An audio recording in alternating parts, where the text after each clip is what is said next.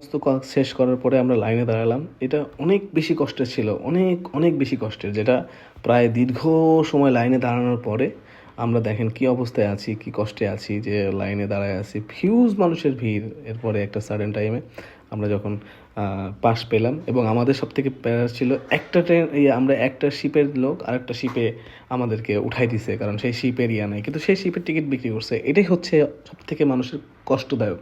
এবং একটা লাস্টে আমরা উঠলাম, এবং ওঠার পরে যে লাইনে দেখেন কি অবস্থা, প্রচুর লোকের। এরপরে আমরা শিপের যে সৌন্দর্যগুলা আমরা ওইগুলো নিচ্ছিলাম। খুব কাছাকাছি চলে আসছি আমরা সেন্ট মার্টিনের।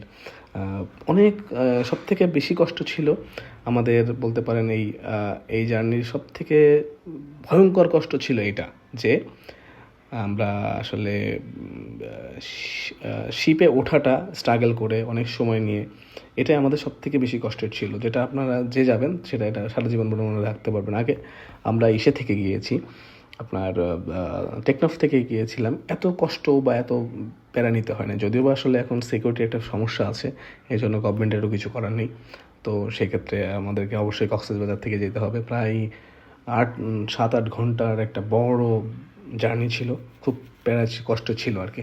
এরপরে আমরা যে পৌঁছালাম কাঙ্ক্ষিত সেই সেন্ট মার্টিনে, এবং এখানে যে পরিমাণ ভিড়, আমাদের নামতে দেবে দেন আমাদের আসলে বাকি লোকগুলো ওঠা উচিত, বাট তা হচ্ছে না। আগে মানে আমরা নামছি প্লাস উঠছে, এখানে মনে হচ্ছে হিউজ মানুষের একটা হট্টগোল বেঁধে আছে আর কি, পুরা জটলা বেঁধে আছে, অনেকগুলো শিপ একসাথে জড়ো হয়েছে।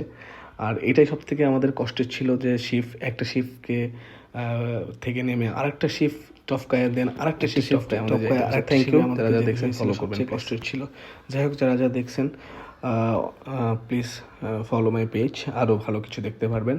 সামনে আমরা সেন্ট মার্টিনে কী কী করেছি, কী কী করবো, কী কী অ্যাক্টিভিটিস থাকবে, সবগুলা ইনশাল্লাহ নেক্সট এপিসোডে আমি চেষ্টা করবো আর কি শেয়ার করতে, যদিও আমি খুব ব্লগার না, তারপরেও